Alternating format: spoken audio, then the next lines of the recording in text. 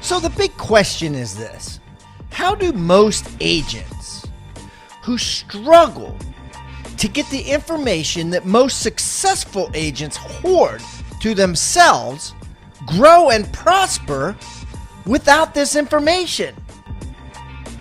That's the big question, and this video cast is the answer. Welcome to Real Estate Rockstars. I'm your host, Pat Hyben. All right, Rockstar Nation, we have a great returning guest today. Mr. Ron Wexler has been on twice before. He's from the Chicagoland area.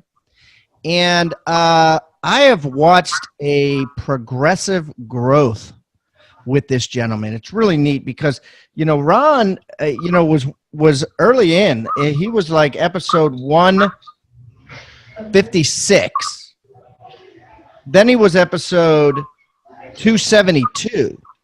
So now we're in the 700s, and it's been a while since I talked to him, and we've got some interesting things to look at as to how the growth of his team and the growth of his company and everything has been. So without further ado, Ron, welcome back again to Real Estate Rockstars. Been a while. Well, thank you. Excited to be here. Hope we can share a lot that matters. So why don't you tell everybody a little bit about yourself since it's been a while since you've been on? Well, I've been in real estate, this is like my 35th year. So I started in the 80s and been through lots of ups and downs, lots of fun. I think I'm the champion of learning by screwing everything up and then fixing it. And, currently we have a team. I have a partner in my team. I'm the part owner of 4 or 5 offices right now, Keller Williams offices here around Chicago, and then a small investor in a couple out of town. And I'm a MAPS coach, teach the languages sales class for Diana. And I don't know what else to share. It's really fun. Like my best year ever was last year after 36 years. And I don't think there's a lot of people that can kind of say that it's still going up. It's kind of fun. That's awesome. So, why would you say that is? Honestly, it's learning leadership. I built my whole business on my salesmanship for many years, me cranking it out in the trenches, pounding it out day after day after day, and finally kind of learned how to lead, found some great leaders to get in business with and learn from them. And I've, created some really great people, not created, but, helped build some really great people in my world. And together we're building this, we actually have a name for what we're building. It's called the Opportunity Empire. I love it. So would you say it was your best year last year, financially, family-wise, like describe a best year ever? Personally, it was an incredible year. Travel, family, fun, play, just, amazing. Being surrounded by like really fun people in my business, which it hasn't always been, and being able to play a lot with them has been really amazing. As far as business goes, by far, last year was, the greatest income that I've ever had, whether it was the offices, the income from them, and then just from the Ron Wexler, the Wexler group from our team. And it's been a fun progression building the team. I just shared some numbers with you we could share if you want. It's kind of fun. If you don't mind, why don't you go ahead and do that? Show the 5-year progression that you shared with me, number of units and volume. All right, so hold on here. All right, so units closed. So starting at 2014, units closed was 117. And just to put that in perspective, that's like on the way back from the misery of when it all fell apart. And I think that was your first episode when you came on too. That's was it? Okay. What you were at, yeah. Yeah, so I used to close 130 to 150 year after year after year. And then when it crashed, I went all the way down to like 60 units. And then right at that point, we had opened our first office, and I really just didn't worry about my team at all and just focused on trying to save the company. And then once the company was up and running, I'm like, okay, now it's time to get our team going again. So I got all the way down, from doing over 100 for years, I got down to like I think it was 67 units. And then I did 117 in 2014, and that was with just me and like 2 other people. And then I started, leveraging and finding other great people. So 2014, it was 117. The next year it was 150. The next year it was 168. The next year it was 241. And then this year we're at 217 so far with, 3/4 of the year in the books. So we have some time to go. And I assume we're going to end up this year probably in the 270 to 290 range. And then next year it's going to explode because we put everything in place this year. So next year we can easily surpass 300. We'll probably end up next year. I'm thinking, and maybe I'm just too optimistic, but I think next year we're going to end up around probably 400 units based on everything we finally put in place.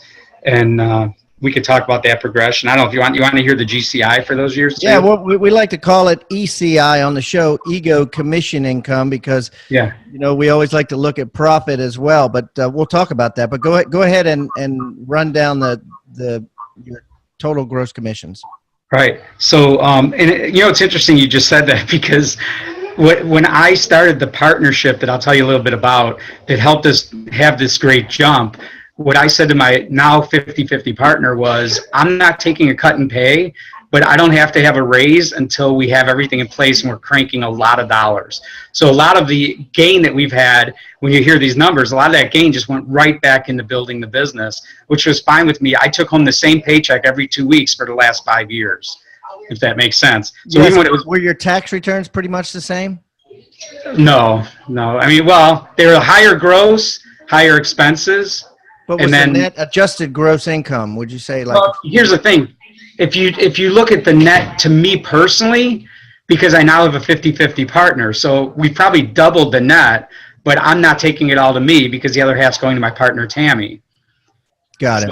Right. So that would be the owner income is definitely increased. Does she have a salary too? She's basically on the same salary that I am.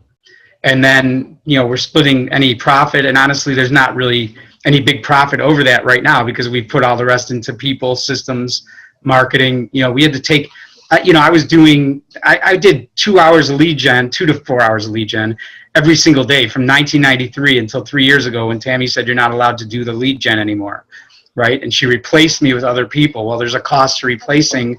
I was creating 100 to 150 deals on my own every year. So when you took me out of the conversation, we had to create those deals without me being the one doing it. So obviously there's a cost to that. Does that make sense? Yeah. What's your salary? So it's $15,000 a month. 15. So $180. So we're taking 300 between the two of us. Yeah. Between the two of you. Okay. And now, do you have agents on the team that made more than 180,000? No, we have, sometimes that happens, No, that's the goal. Honestly, my goal is that there's no one on this team making less than 6 figures. That's, to me, then we'll know we're a success, right? If we're the millionaire real estate agent, market, like if that's our model, then we should have a bunch of people who are millionaires. So, all right. So then, again, for the GCI, it was 511 in 2014. Then it went to 703, 9. I can't have my glass on 960. 960, yeah. Then 14, 1.4. Then this year so far 1.2, and this year will probably end up about 1.6 or 1.8.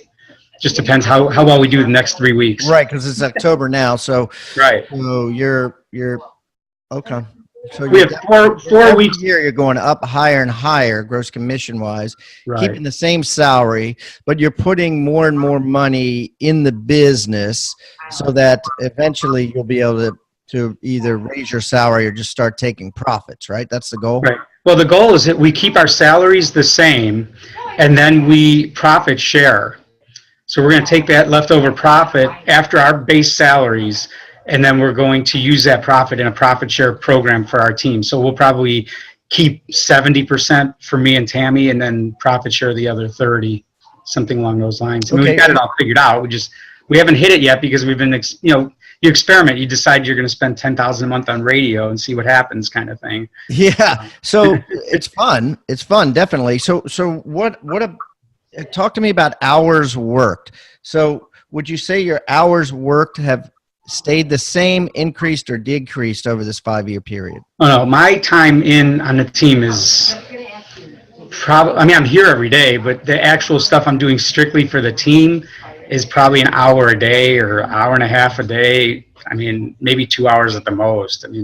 Oh, and then the rest of the time you're coaching or coaching, creating Keller Williams offices that you own, that sort of thing. Right. The rest is spent on other things and really kind of creating some of our back end things for the office and for our team. So, But yeah, 2 years ago, it wasn't like that, right? A no, it couple of years was. ago.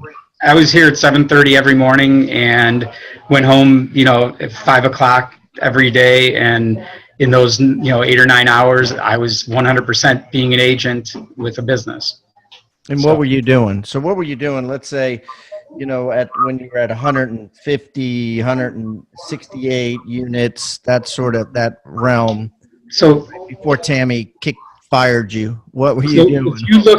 if you looked at my schedule, if you ever took bold and you saw the schedule that's in bold, I handed that schedule to Diana. That's the same one me and all the top agents who all came from that world, that mindset. We all followed that same exact schedule. So it We'll was share it with everybody in case. so it's basically every morning you're in the office. I start from when I woke up. I'd get up, work out. I'd have my first script practice call from 8 to 8:30. I'd work out, come to the meditate, eat food, come to the office. Then I would basically have a practice partner every day from 8 to 8:30. And at 8:30, I'd start calling the expireds, the FSBOs, and my past clients. And then that would usually take me till 9:30. And then from 9:30 till 11, I would just cold call. I did just listed and just sold calls all around my listings. And then, and then you go out on listing appointments, that sort of thing. Yeah. Too. So like 11 to 12, either 11:30 to 12 or 11 to 12, it would be follow up, returning phone calls, dealing with any little fires that were going on with my, team. At the time I had 2 admin and 1 or 2 buyers agents usually. At one point I was up to maybe 4 or 5 buyers agents, and I realized, I had 5 people doing the work of 2, and just kind of brought that back down. But the truth, right? Yeah. That world, and it's not that it's a bad thing. It's just the having more productive people around you that are doing a lot of production is just less stress than having a lot of people doing a little production who have time to sit around and complain and criticize every little thing that you're doing because you're constantly making mistakes. The people who are producing are like, whatever, who cares? So they goofed up on that. Let's get back to work. So honestly, on the leadership side, find people that are playing the game and they're making mistakes and you're making mistakes and you're both okay with it. You just keep going, as opposed to, the black hat thinker who sits around watching every single thing you do, waiting for you to make a mistake. And, I just tell them I'm the king of mistakes. Like, I'll make more mistakes than all of you guys added together. So don't worry about it. And the difference is I just learn from them and move forward and go make new ones. I think a lot of people stay stuck. So from 11 to 12, I would just basically, just clean up whatever needed to be cleaned up. 12 to 12:30, I would usually take a break and maybe eat some lunch. If I was really busy, I wouldn't eat any lunch. And then I would start on appointments. And I would usually have, like a 12:30 or 1 o'clock listing appointment. And then basically it'd be 3 appointments a day. So like 1:30, 2:30, 3:30. Once in a while, there'd be a 4th one. If there was nothing in the later afternoon, I would come back and do another hour of lead gen or an hour of follow-up. And seriously, that's about how simple it was until the team got bigger. Hey, Rockstars, are you worried that your next set of leads will be a total waste of time and money? Or maybe that those missed calls and texts are turning potential clients into missed opportunities? You should be, because these are 2 huge problems that will absolutely ruin a real estate business's profitability. Fortunately, Rebus CTO Austin Altman and I have come up with a solution. Rebus Complete, and it's got everything you need to maximize conversion, commissions, and profitability. Guys, this is the total package. When you sign up, not only are you getting the best training in the industry, every single course we offer, you're getting high quality exclusive leads and access to the most advanced follow-up systems on the market. I've got Austin on the line now to talk about what Rebus Complete has to offer. Hey, Austin, why don't you start by telling our listeners about the leads we send our members? Sure. Well, like you said, Pat, these are high quality. They're not just people who are passively interested in real estate. They are people who are actively looking to buy and or sell in our members market right now. Also, every single lead we send is 100% exclusive. We aren't sending the same leads out to hundreds or even thousands of agents like most lead distributors. When an agent gets a lead from our program, it's theirs and theirs alone. Wow, and these leads are integrated into our automated follow-up system, right? That's absolutely right. All of our leads are managed by the system's state-of-the-art AI. And what's awesome about that is the fact that it not only makes extremely fast contact with incoming leads, but it can also be configured to book appointments based on agents' availability automatically. It's a foolproof system. No more missed contacts and no more missed opportunities. Wow, that's kind of cool. Actually, it's quite incredible. Guys, like the experts say, it takes speed to lead to succeed. If you're not able to respond to a lead within 5 minutes, you might as well forget about it. Yeah, it really is the answer to the follow-up problem that causes agents to lose potential business. And it's not just great for the hot leads we're sending to our members. The system also nurtures leads that aren't ready to take action today. It does everything from emails to text to ringless voicemails, even physical postcards. The system makes sure that whenever a lead is ready to buy or sell a home, our members are the agent that they think about first. Man, I wish I had that when I was selling real estate. All right, Austin, this is great. Why don't you just tell our listeners how they can get more information on Rebus Complete? Sure. Either they text Rebus, R-E-B-U-S, to 444-999, or they can go directly to hibandigital.com/Rebus. The page has more information on the program. In fact, it's got a video really going into a little bit of detail about what the program has to offer. And it also includes a form that agents can complete to book a complimentary discovery call. Oh, and if you're interested in becoming a Rebus Complete member, you're going to want to act fast. Before I forget, I wanted to mention that we assign slots on a zip code basis so that we can ensure that leads are exclusive. Unfortunately, that means once a slot for a zip code is full, we're not able to take on any new members in that area. Guys, you don't want to miss out on this. Pause the podcast and go to hibandigital.com/Rebus. That's hibandigital.com/REBUS, or simply text REBUS, Rebus, to 444-999. That's Rebus to 444-999. Hey, and if you're enrolled in any Rebus course, don't forget to mention that during your complimentary call, what we're going to do for current customers is waive the entire membership setup fee. This is a game changer, guys, and I guarantee that you're going to regret it if you miss your chance to join. Pause the podcast and go to hibandigital.com/Rebus, or just text the word Rebus, R-E-B-U-S, to 444-999. That's Rebus to 444-999 now.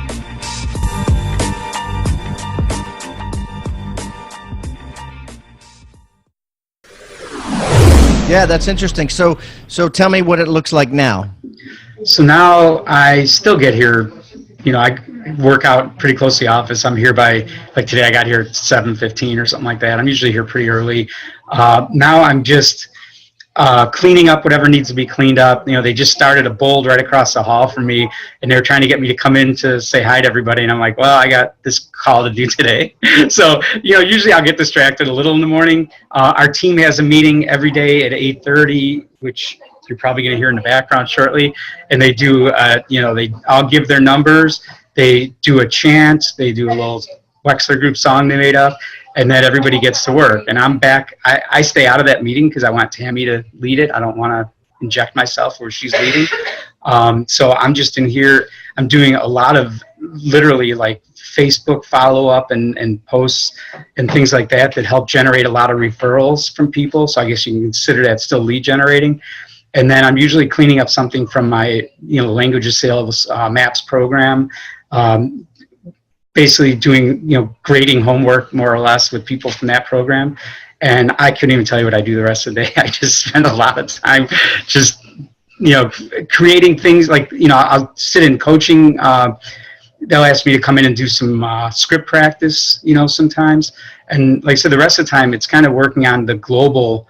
We just launched a new office, so I'm spending probably 6 hours a week just in conference calls, 411s, with people that report to me. I have 2 team leaders that report to me, and then. So you're the operating partner of a couple of KW offices. Right. Yeah. Okay. So that's a whole nother, not a little job there. But yes, you've got other things, which is cool. And it sounds like you're more comfortable. It's not as stressful, certainly, as going on a listing appointment or working with a buyer. Would you say so? Well, I kind of got, after 5,000 or 6,000 listing appointments, there was really no stress involved. So oh, okay, I got you. Over all those years, there was no challenge. Do you miss it? Right. There was no real challenge anymore. And so that's really when I started going, okay, what else am I going to do this until I'm 80 years old? Or is there something more fun I can be doing? And, certainly buying and building offices is a blast, and finding great people to play the game. And like, my thing has always been like, I want to build this empire. And, I call it the empire with no emperor, right? Because it's like all of us are like everybody who's a part of it. And it doesn't matter if you're an agent in one of the offices or if you're a team leader or the MCA, like we're all part of this big thing that we're building together. A couple offices we most recently launched, we have agents, and some of our leaders are investors in those offices. So everybody, again, we're like, it's all part of this big overarching thing that we're building. So it's kind of fun. It's all together. And then the cool part, everyone's accepting of it. Like you're like, this is, like Tammy's like, hey, Ron, you're not going to do any more lead gen. You're not going to go on any more appointments. And you're like, wow, that's okay. And then now you're having so much fun building offices and coaching other people and that sort of thing. So so describe to me what your team looks like. And I want to talk to you also about like what you're doing to grow like you have been. So the number one thing to grow is us finding more great people. You only can grow as much as you have great people. And the years that my business wouldn't grow, that it was just, like I was stuck between like 400 and 600 in commissions for a really long time, is because I wasn't growing anyone around me. It was always me with everyone following behind me, picking up whatever messes that I made. And when you find great people, they're also creating. And so, with the team right now, we have, Tammy and myself, and Tammy's basically, I would say you call her the operations manager of the whole big mess. And there's only one person on the team that I hired. Everybody else in the team, Tammy has brought in and given them, a role. The really strong people on our team have all kind of figured out that they will actually grow their income by becoming incredible at whatever role they take when they walk in the door, and then they get offered more roles. They have other things. It's sort of the same thing as, Colleen, my first successful team leader, I'll say, for our main office. She now coaches the regional coaches for, personally reports to John Davis. And she, is the team leader of this office. She's my investor partner in 3 other offices. And she's the OP of 2 of those 3. So, she started out as a team leader. Tammy has ownership in a couple of those offices. Okay. So the one you just said that grew up to be a, coach of coaches. How did you find her? She was the manager of a local independent, probably making like $60,000 a year. Last year, she probably made like $550,000 or something like that. Really? So, in 8 years, yeah. And so, like, watching. How did you know when you saw her? How did you know this? You know what? Team, She was the 5th person I gave that team leader role to. And first of all, you don't know, even the ones that you think, even the ones with pure, like I just had one that had all the credentials. He was charming. He was amazing. He was spectacular. He lasted 6 months. So there's still no guarantee. You put them in a position to succeed, or you get rid of them. If they're not, I put her with the best coach for where she was at each step of her progression. And then she either was going to sink or swim with each, so when she started, I was like, you have to understand the financials of this company, because we have our own weird finance. Our whole system is not anything you've seen before. CPAs come in and go, what the hell are you people doing? We don't understand it. So I put her with the top guy who wrote the recently wrote the whole program for office financials, right? And so she spent 6 or 8 months just with him learning how that works. And then I was like, okay, now you need to become incredible at recruiting. So I put her with their top recruiting coach that Maps has, and she spent time with him. And then the next step was becoming a great coach. And, she became a coach working with Diana. And, she's a team leader coach, and then an OP coach. And then that progressed to John Davis asking her to be one of his regional director coaches, which there's only, I believe, 3 of them. They coach all the regional directors in the company. So, it was a progression. It was me being as concerned about her growth as she was. And That's I think awesome. That's awesome. Yeah. And it's kind of like there's an old saying. My grandfather used to say this. He said, my favorite animal is the frog, because when you kick, you never know how far it's going to jump till you kick it. Oh, that's pretty true. And she's done, and other people I've put in that role, like I use this other one that I did as an example, where he had all the charm, said all the right stuff, memorized the MREA book so he could coach agents from it, and everybody loved him, including me. And he wouldn't recruit the way I needed him to recruit. And I put him with a coach to get him to be better at recruiting, and he wasn't doing it. And I was like, it's great that you're doing a good job with the, 100 people in the, it's an office we bought. And it's like, there's 100 people in this office, and we're not going to build a 500-person office if you're not recruiting.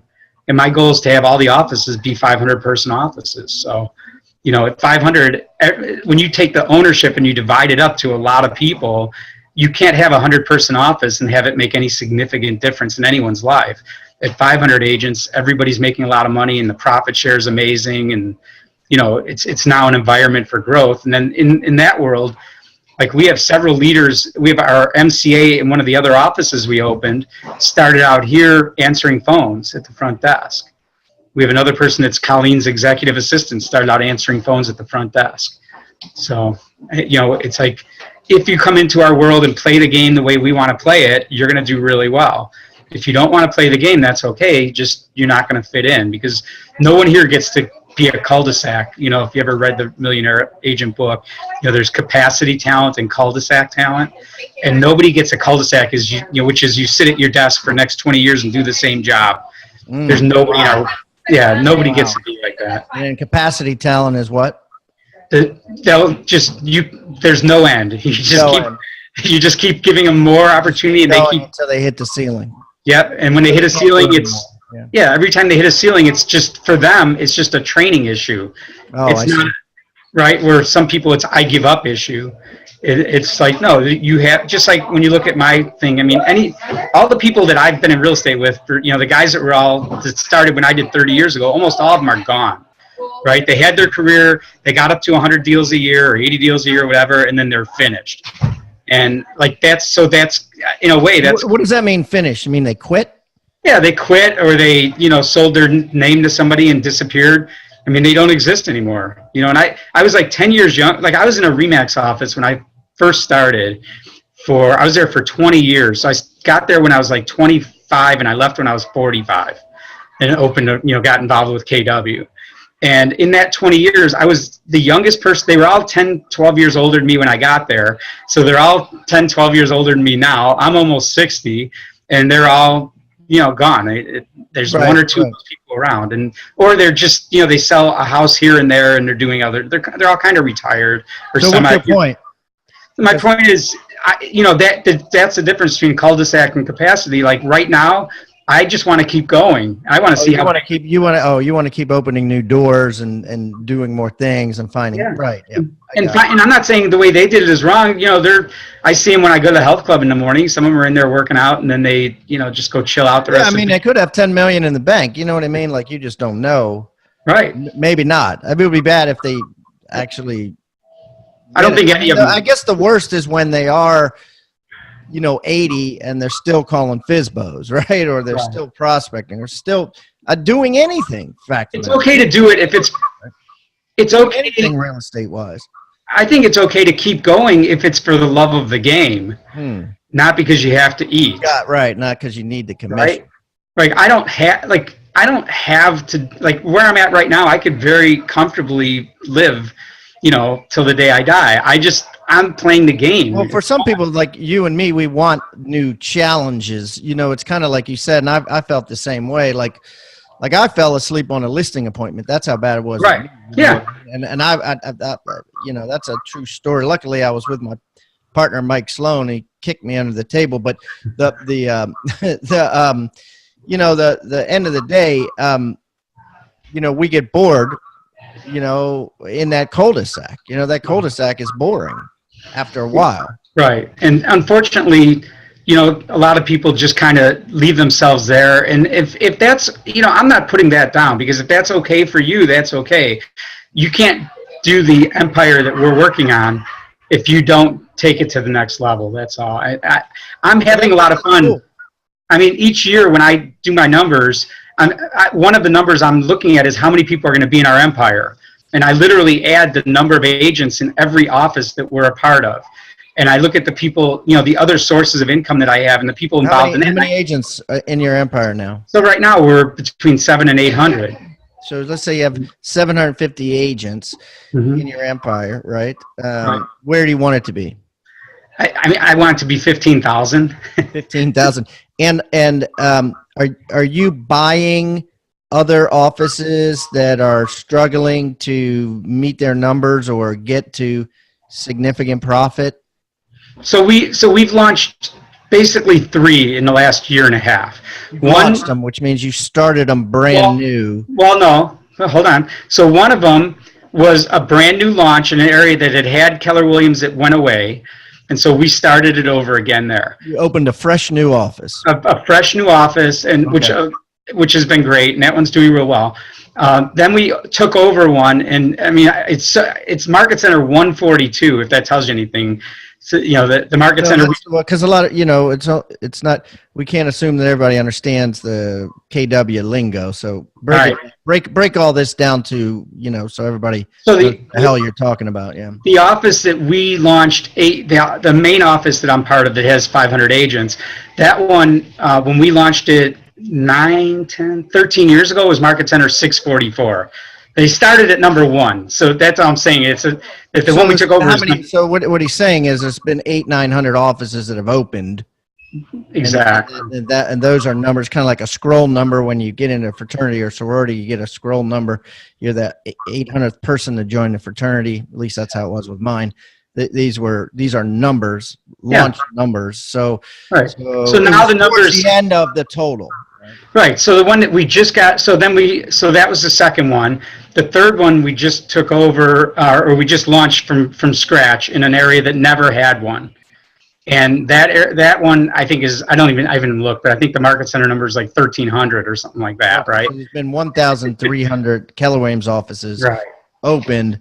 So you start a new one, it's 1,300. And what you're saying is you just bought one that was 100, which was early on in the development of the company. Yeah, it was a 25-year-old office. So, and it was in there 25 years. Now, had it gone up and down and up and down, and now it was down, or did you buy it? It was full of really great people, and the owner just wasn't. And he's a great guy, actually. He just wasn't heavily growth oriented. He was very happy having a Market Center with 100 to 140 people, 130 people in it, and just leaving it there. And let's face it, an office with 130 people is a little less work than an office with 300, 400, 500. And so he wasn't, I don't know, I guess you could say he was kind of cul-de-sac in that part of his thinking. I looked at it and I was like, it's a great territory. It already has some great agents in that neighborhood, that area. KW has an incredible reputation. I was like, why wouldn't we go in there and just build this thing massive to 300, 400 agents? And what multiple does something like that sell for? I haven't sold one yet, so I don't, So how'd you figure out what to pay him for it? Oh, well, if you do a Steve Murray assessment.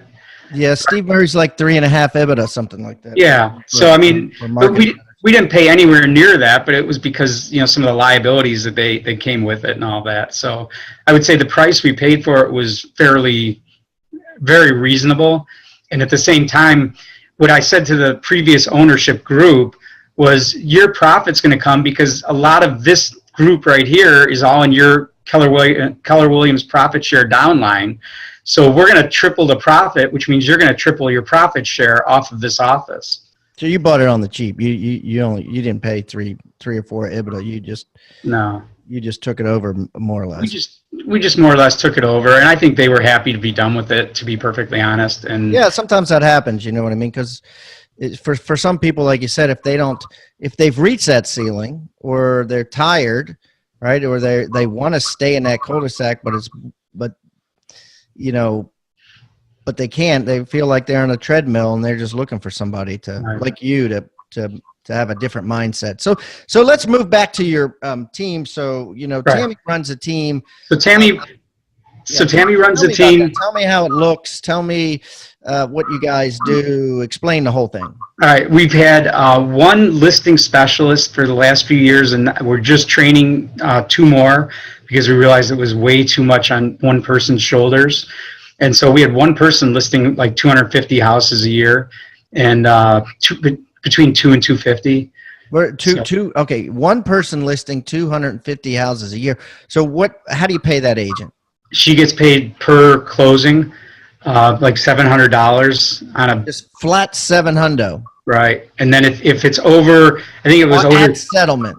At settlement, that's her paycheck. And then if it's over, I think 300, it jumps up. She's creeping up on your 180,000. By the way, she's making money. And it's 200 times 700, it's 140 grand. So. Right. Well, it's not, but it's not how many you list; it's how many you close. Don't forget. So. Okay. Right. Oh, I gotcha. So if 40 to 60% of what your listing sells, then it's based on that. Okay. And so, yeah. So, I don't know. There's a formula. Anybody who's listening, if you want to see something interesting, I don't know if this formula works for you, but I learned this a long time ago. The number of homes I closed and the number of homes I listed was always within about 6 to 8% of each other. So if I listed 250 houses, I usually closed about 250 houses. Oh, that's interesting. So because you're including buyers. Right. So all the years that I was in the 100 to 150 range, I'd list 150, 100 of them would sell, and then I'd sell 50 buyers. Right. So every house you listed, you would get paid on in the same economic year on half of them, basically. Yeah. Yeah. Yeah. Right. Yeah. Okay. That's cool. That's interesting. That's an interesting way to go. And then, okay. So what else? So you got all right. So that's the listing side. All doing is going on listings. So right. So our only job is go on listings, get them priced right, follow up, and do price reductions. Then we have, the buyer team, which is the first thing when Tammy and I partnered, her first job was take over the buyer team and build a buyer team. Mine was, a half something. So she basically built the buyer team and then went out and did it all herself initially, then hired, I think we have 4 buyers agents now. I want you to think about the word toolbox. What is a toolbox? A toolbox is a box full of tools that you use to build something great. At Real Estate Rockstars, we've created our own free toolbox. So everybody that comes on the show as a guest brings a tool with them, and we plow them all into this toolbox, and we give it away for our viewing audience to basically use as they wish. Everything we put in there is an actionable item that can be downloaded, can be printed, can be used immediately. And we got things like scripts and dialogues, checklists for teams, checklists to keep agents accountable, referral forms that are filled out at settlement to get referrals by your buyers and sellers. Everything you could think of that you could use on a regular basis about real estate is included in this toolbox. And it's helping agents worldwide sell more houses and make their jobs a lot easier and processes much more efficient. And the thing is, it's absolutely free. All you got to do is go to hibandigital.com/toolbox or text the word toolbox to 444-999. That's toolbox 444-999. Do it now.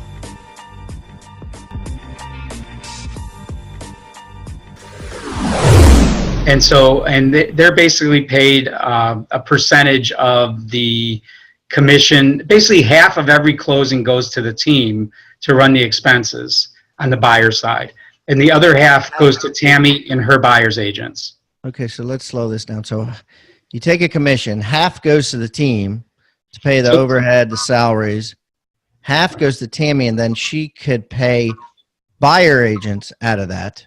Right. So she pays, let's say, so if there was a $10,000 commission and the team got 50% of it, the other $5,000 goes to Tammy as the leader of the buyer's team. If she did it herself, she would keep 100% of that. If she had given that lead to a buyer's agent, then they have a split with her, and it depends. A lot of it has to do with what their numbers are, but it starts with at about 18%, and I think it goes up to about 30% of the whole. Of the whole, yeah. So if it starts at 8, well, wait a minute. If there's 5,000, 30 because she only gets half of it. So 30 would be the same as 60. Correct. So she doesn't have enough to pay that agent. So no, hold on. So if the total commission was 10,000 and 5,000 goes to the buyer team. Yep. Right. She would get 30 of that 5,000. 25%, right, of the whole. Yep. Would be, a half of that 50. Correct. Of that 5. Does that make sense? So if they were on a 50-50 with the buyer team, 2,500 would go to Tammy, 2,500 would go to them. I got it. Okay. All right. So they really end up with 25% of the whole. So, okay. Right. All right. I got you. All right. And that's interesting, right? And then what about the admin team? What's that? Okay. So what's left is the admin and the lead gen team, right? And it's funny. I was thinking you should have Tammy on and actually have this conversation with her because she's the one who did it. What's Tammy's last name? Northcutt. Tammy okay. Northcutt. Yeah, I think I've run into her before. Yeah. Yeah, she's been around. She was just down there in Austin with Diana working on some stuff about coaching and all that. So it's interesting to see her path too. So anyways, I think that would be the smart thing because I'm probably giving you all the wrong answers since she's the one that built it. No, but so then we have. What the hell did you do? Did you? I just do my job, which is finding great people and then getting the hell out of their way, right? So she's built an ISA team and an admin team. And one thing I can tell you it's interesting we just did was I always had a listing coordinator and a buyer coordinator. And so we were building it that way. And she decided to actually have, I forgot they have a title for them, but basically where one person does both. So they're with the client from cradle to grave. As soon as the transaction gets put together, one person takes over. Change that, right? And so, yeah, we were doing it the other way. So when we listed a house, they dealt with the listing coordinator. Then when they went under contract, they went to the closing coordinator. Now that's all one role. Well, that's a great conversation. And that happened on my team back in the day as well. We had listing coordinators and pending coordinators, and we had, I even at one point had a negotiator who negotiated all the contracts. And then you got a listing agent. So the person does get very confused. And I remember I was talking to a doctor and he was telling me about a new program they had at the hospital, which was, instead of having like 12 different nurses come in and talk to you about different things, one nurse is checking your saline and the other nurse is, whatever, doing something. Well, I don't know what they do. I don't know that field, but, they changed their policy to have one nurse who was like your nurse, right? Let's call her Christine. And the whole time you're there, and some people were obviously in hospitals for months and months, Christine was your girl. Yeah. Right? And your experience, and then they did surveys afterwards and they were finding that people would rave about Christine. Right. But when there's 12 people, they don't know. And the funny thing nowadays is, like with my Rebus University, I have 2 Catherines and I have an Evan and an Evans. So I essentially have 2 Evans and 2 Catherines. And it's confusing as hell to anybody on the outside. Right. So, Right. Well, that's so I think we call them account managers. And so right at the beginning, we say, Jennifer's going to be your account manager. Dawn's going to be your account manager. And then they know they can always call Dawn. And what we used to get from clients, and, there's a thing we call a persistent ongoing complaint, right? If you just think about that. Persistent ongoing complaint. Explain. Ongoing complaint. It's something that you or someone else complains about and talks about, and it's an issue you never really fix or dealt with. And so on my teams, it was always the handoff. No matter how well I thought we did it, it was always a problem for people. And so this is the first time we've literally fixed that in 30 years. Yeah, it's a problem because they keep calling. Let's say they just spent 3 months with Lindsay, and then the house finally sells. And then they get Veronica, and they're like, Veronica's not at her desk. So is Lindsay there? Yeah. It's exactly what it is. And it's interesting. I'm selling, we're selling, it's the first house I went and looked at in 2 years. It's my brother. It's actually like my brother's brother-in-law, which we all grew up together because my brother got married when we were all little kids, basically. So, this guy, I've sold him, 6, 7 houses over the last 30 years and then 35 years. And he just calls me first no matter what. So there's still a few of those. And now I just let it go to voicemail, and then I just forward his message back to the, case manager or whatever, let them do it. I'm like, but it's so funny. He's one of the only people that is still looking for me. Most of the people are kind of done with me, and they get that when they call, they're going to get Tammy or Lauren or somebody else, and they're going to take care of it. Well, on some level, it becomes a pain in the ass to try to figure out who to call, and employees, get fired and quit and stuff like that. So it's like, and I'm the same way. I had a situation recently. I can't even remember what it was, but I knew this company was big and that I needed to call somebody else, but I just called the owner because he was the only number I had in my cell phone.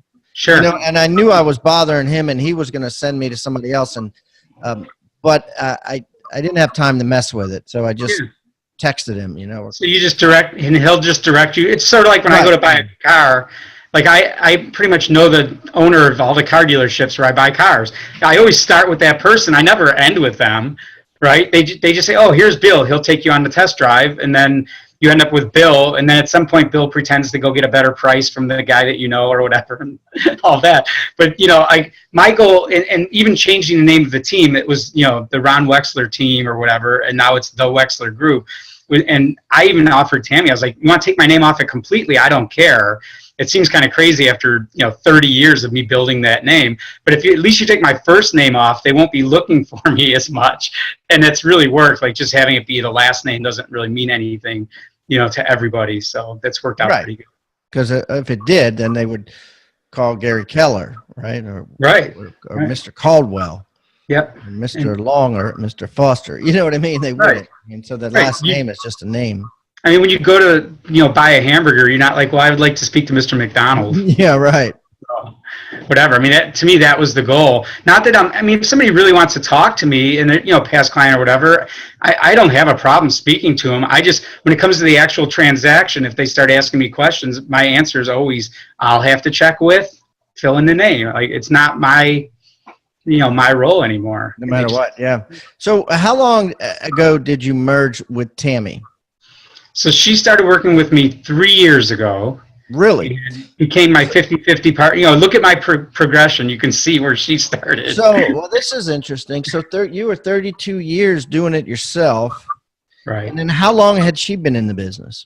A long time, 20-some years. Tammy's like an incredible entrepreneur. So why'd you guys decide to merge and go 50-50 on everything? Because that's kind of hard to do for a lot of people. A lot of times it doesn't work. The only reason it would be hard to do is because your ego's in the way, to be honest. And for me, what's interesting, she owns an appraisal company. It's a big appraisal company. She's owned other businesses. She was a buyer's agent for like 20 years for a guy, another agent that's been around forever. And just from a mailing I sent out, she had actually broke her back. She was horseback, right? She owns a horse, and she broke her back and was sitting home going, I have to do something besides this appraisal business. And especially when the government changed all the rules around the appraisal business, she realized that she needed to do something else. And just, we've been friends for a long time. I mean, we didn't like hang out together, but we knew each other pretty well. And she just called me and came in and sat down with me. And I said, she said, I could see, and she could be an OP, she could be a TL, like, as International gets to know her, they're going to try and figure out ways to get her to come work with them. I mean, she's this incredible business person. And I said, the way that you can really get into the KW world the right way, like what's worked with me and Colleen, is that you start to understand KW. I was like, here's the red book, memorize it. Here's 10 of the top agents around the country I'm friends with. Call them and ask them how to build a team. Then come in and take over my buyer team. When you fix my buyer team, take over my admin. When you fix my admin, take over my listing side. When you fix my listing side, take over the lead generation. And when you take over the lead generation, then I'm going to disappear and you're my 50-50 partner. And that's basically how it went. Mapped it all out ahead of time, and that was yeah. It was very clear what we were going to do, and we're also, personality-wise, we're also both very trusting, and like, I mean, we didn't, we screwed around with like writing our partnership agreement for like 2.5. Like I think we just finalized it, 6 months ago. It's like we never had any doubt about where we were headed and what we were going to do together, and neither one of us is a massive ego, and I don't know, it just worked real well. And I think, the other thing that was really key, the moment that was really key, is we went to the expansion. KW has this whole expansion training about opening multiple offices or multiple teams in other areas, right? And so we went to the class about that because it also teaches you how to build a really strong main hub for your team. And that's what I wanted her to work on. So we're in California, and I just finished reading the book Rocket Fuel. Have you read Rocket Fuel? Oh, yeah. Okay, so I finished reading Rocket Fuel, and I handed it to her. She was going back to her room with her family, and I was going back to we took our families. We were playing around in LA. It was really fun. And she's knocking on my door at 5 a.m. the next morning. She's like, okay, this is it. This is the blueprint to how we treat each other and how we're going to build this thing together. And so anybody that's looking to build a team and looking for great partnerships, I would start, besides E-Myth and a lot of the other great books we read, Rocket Fuel is really good about how. Did you know that the author of Rocket Fuel is Floyd Wickman's son? I think I saw that somewhere along the line. Yeah, I knew. I mean, you've been in I knew Floyd. You probably did Sweat Hogs, didn't you? I didn't, because I always did Mike Ferry instead of Mike Ferry. Okay. Yeah, I was in the Mike Ferry. Bold is, I knew Floyd. Is basically Sweat Hogs revisited. Yeah. So. Right. Yeah. Okay, cool. Well, listen, Ron, as you know, everybody that comes on the show brings a free gift with them. And what we do with that free gift is I'm going to put it on your show notes. And guys, you're going to want to stay in touch with Ron and learn more about him. And all his contact information, social media will be on there too. It'll be hibandigital.com/Ron Wexler, Wexler. The number 3, numerical number 3, Ron Wexler 3. What is your free gift today, Ron? Oh, you're going to love this. It's something I found somewhere, stole it, and modified it for my team, and it's a self-quiz. And so you rate yourself on a scale from 1 to 10, answering about 25 questions like, I know how to move on when it's tough. I know how to stay in control when others don't. You guys are going to love this quiz. I mean, I don't know if you want to call it a free gift, but I did it with my whole team, and it was really an interesting exercise to see how we scored when we really looked at ourselves and saw how we see ourselves. So I just thought that would be something fun. I was going to give everybody a free house, but I didn't know how to ship them. It seemed like it'd be really hard. Well, we appreciate that generosity. No, I'll definitely look at that myself. And probably use it with Rebus University. So you're going to love it. It's really cool. I don't even, like I said, I honestly have no clue where I stole it from, and I modified it more for a little bit for our world. But it's a really great quiz. And beyond that, obviously, if anyone has any referrals for Chicagoland, we have the whole entire city covered, north to south, and it's the Wexler Group. We're happy to help with that. If anybody's doing, wants to improve their sales skills, I'm teaching the language of sales for MAPS. To me, I don't know. I took it the first time. I took it 3 more times immediately. It's like probably the best. It's based on NLP. Have you done any of that, Pat? Yeah, I took some of it, and I think we might have talked about it back in your episode 272, but I'm not sure. You know, maybe you'll come on in the future, maybe early next year, and we can just do a show on everything language of sales, or everything how to, you know what I mean? That'd be fun. Yeah, Anybody who wants to be a great salesperson, somewhere in your world, you're going to learn some version of language of sales. This is the one that Diana created for maps. There's other ones, you know, if you're not part of KW for some reason, you can find it somewhere else, or you can actually take theirs. But if you want to be a great salesperson, you want your people on your team to be amazing at converting. That's, for me, that's when my conversion shot through the roof. When I did it, I went from 12,000 contacts a year at 120 closings to 4,500 contacts the next year at 130 closings. Yeah, you definitely need to come back on in the spring, and we'll talk 100% about the language of sales. Well, listen, Ron, this has been a blast. I really appreciate you taking the time out to come and do this again. And I am also going to put Ron's checklist that he has donated free to the Rockstar Nation, or his questionnaire, I'll call it, in the Agent Success Toolbox, which can be found on hibandigital.com/toolbox, or texting the word toolbox to 444-999. That's toolbox to 444-999. Ron, it's been a blast, brother. I will definitely look you up next time I'm in Chicago, and we get together and break some bread. Sounds good. We can have lots of fun. I'm the tour guide when people come to Chicago, so no problem. See you when you get here. Go get them. Thank you so much for tuning in to Real Estate Rockstars. If this free content is giving you a ton of value, I want to ask a small favor in return. I need you to pull out your pointing finger and hit the subscribe button. Yes, hit subscribe, please. The more subscribers that we get on Real Estate Rockstars, the better guests are attracted to the shows. We'll get more guests from the top companies, from the top teams, and even more celebrity guests like Robert Kiyosaki and Barbara Corcoran. Also, if you're not a member of our free Facebook group, go to Real Estate Rockstars Radio right on Facebook and join the conversation. I'm on there myself on FaceTime Lives, and we have a lot of communications and questions about the show, and I'd love to see you there. And it's free. People ask me all the time, where am I on social media? I'm real easy to find. Just type in my name. My IG is I am Pat Hyben. It is blowing up on Instagram, adding tons of subscribers, and I'm on there probably twice a day. So definitely follow me on Instagram, as well as everywhere else. Thanks again for listening, and keep rocking.